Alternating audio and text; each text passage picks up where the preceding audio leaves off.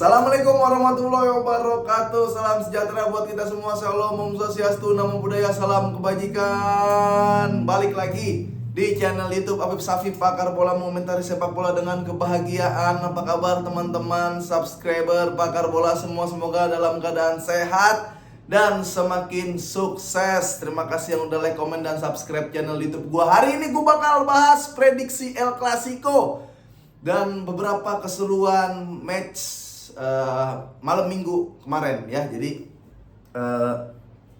tapi sebelumnya gue mau ngasih tahu dulu, kalau kalian nanyain tentang bagaimana update kasus Barcelona tentang dakwaan penyuapan terhadap komite wasit di La Liga, itu semua sudah dijelaskan secara rinci, secara padat dan jelas di podcast Boba Bola Banget di aplikasi Noise NOICE, dan kalian bisa dengerin podcastnya bareng gue dan Jerry Arvino. Itu lebih full, penuh data, penuh tawa juga, dan kalian bisa gabung ke grup Telegram PSBB para pendengar sohib-sohib bola seluruh Indonesia udah tergabung di situ. Jadi langsung aja dengerin podcast Boba, linknya ada di deskripsi. Oke, sebelum kita ke El Clasico, ini ada berita yang menarik. Datang dari Spurs ya, yang melahirkan hasil imbang.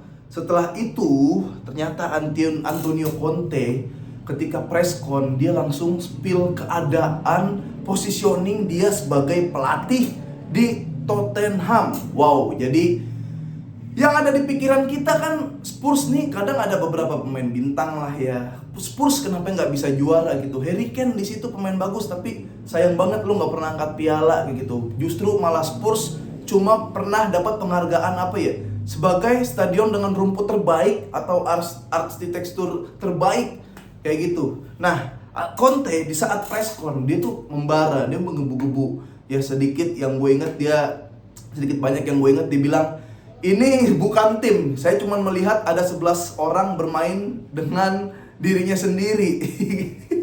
Jadi kayak show off kayak gitu.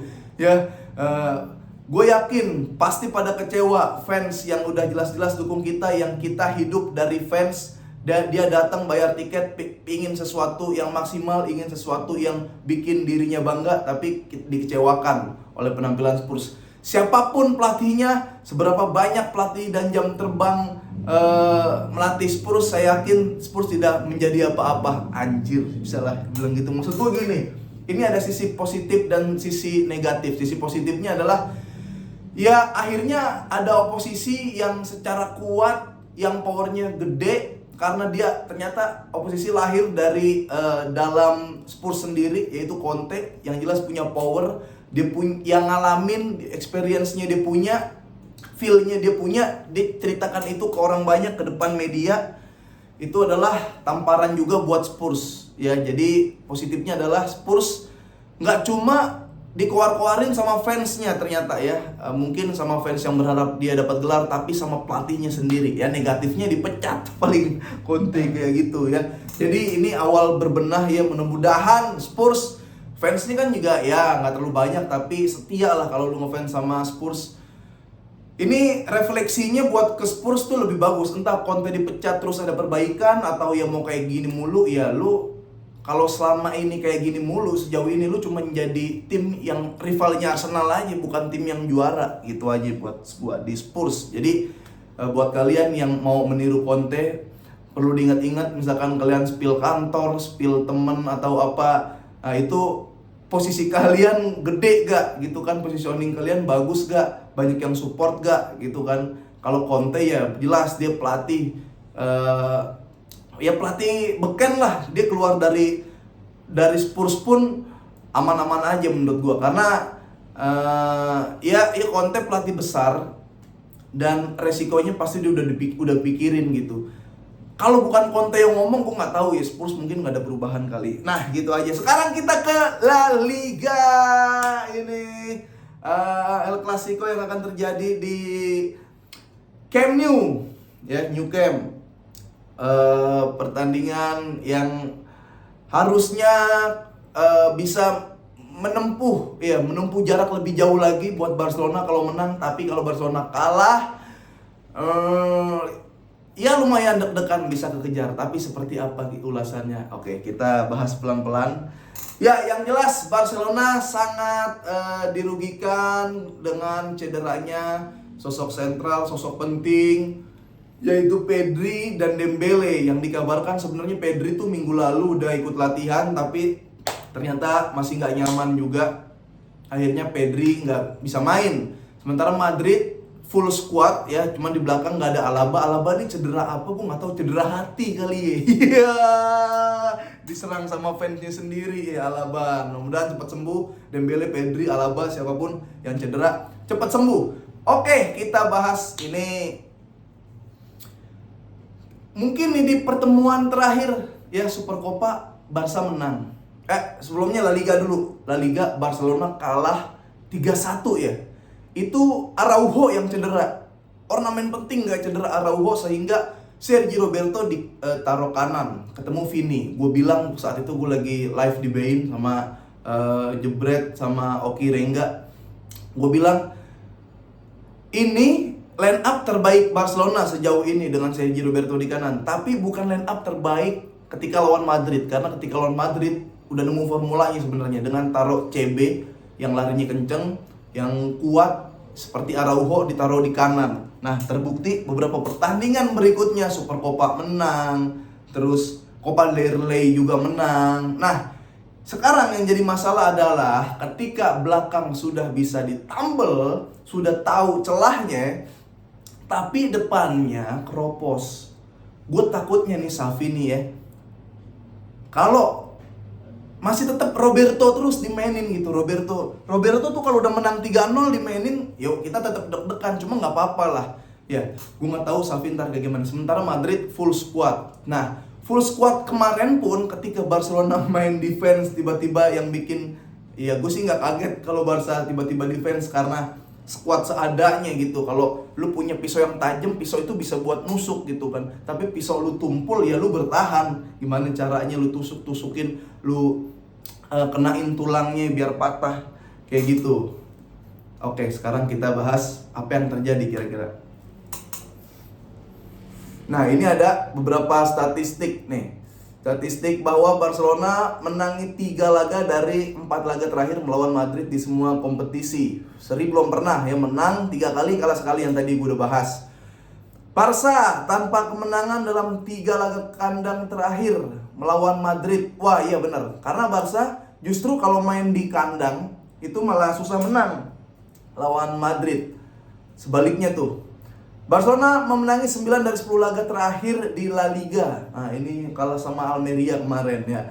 Barca mencatat 5 clean sheet ya, cuma kebobolan 1 gol dalam 6 laga terakhir di La Liga. Ya sama Almeria, benar sekali. Barcelona belum terkalahkan dalam laga-laga kandangnya di musim ini. Menang 10, seri 2, kalah belum pernah. Barcelona mencetak 25 gol, cuma kebobolan 1 dalam 12 laga yang sudah mereka mainkan selama musim ini. Barca selalu menang tanpa kebobolan 4 laga kandang terakhir di La Liga. Lawan Getafe, lawan Sevilla, lawan Cadiz, lawan Valencia. Madrid cuma menang 5 dalam 10 laga terakhir di La Liga. Oh iya bener ya, Madrid menang 5 kali, seri 3 kali, kalah 2 kali. Madrid tak terkalahkan dalam 5 laga terakhir di La Liga. 3 kali menang, 2 kali seri. Madrid mencatatkan 3 clean sheet, cuma kebobolan 1 dari 4 laga tandang terakhirnya. Nah, nih yang seru, yang menarik adalah ketika Barcelona yang menang nih 4 laga terakhir, itu rata-rata Barcelona yang golin duluan.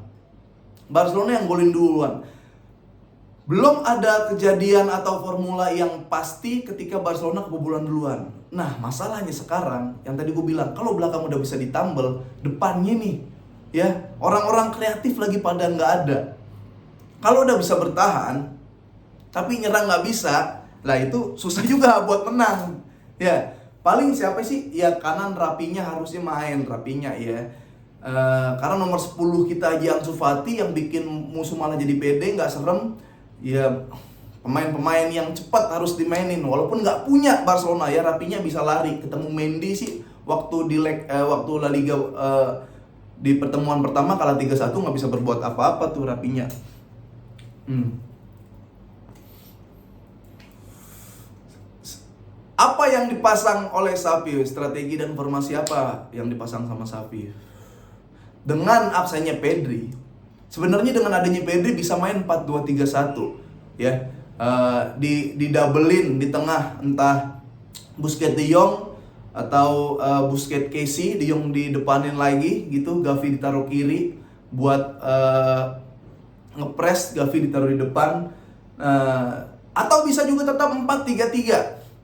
Ya, nih yang ideal banget di belakang Stegen, Araujo, Konde, Christensen atau Alonso. Alonso kayaknya starting, tapi belum tahu. Balde ya, jangan Alba. Alba ya legend, nggak ada yang bilang Alba jelek. Tapi untuk kali ini Balde lagi on perform banget, lagi top perform nih.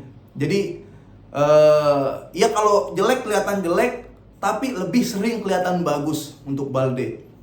Tengah ya Busquets, oke lah buat jadi holding. Ya depannya nih De Jong, takutnya kalau nggak ada si Pedri, De Jong Sergio Roberto takutnya ya. Tapi bisa lah, misalkan di sini De Jong, di sini Gavi. Ya, nih kirinya yang bingung nih, apakah Ferran atau Ansu? Aduh, Ansu sih jadi back Madrid nanti takutnya. Ferran lah, kanan ini harusnya Rapinya nggak tergantikan selagi Dembele masih cedera. Depan harus ada Lewa ini harus banyak yang supply bro. Karena ketara banget kemarin nggak ada Dembele sama Pedri, Barcelona harus dipaksa memain bertahan. Ya serangan balik yang ketika serangan balik nggak serem anjing, maksud gua. Lu tim defense tuh harus punya counter yang oke. Athletic Bilbao dia defense. Ya ketika nyerang, Nico sama Inaki Williams bersaudara larinya kenceng-kenceng. Siapa lagi coba tim-tim defense? Larinya pasti pada kenceng-kenceng.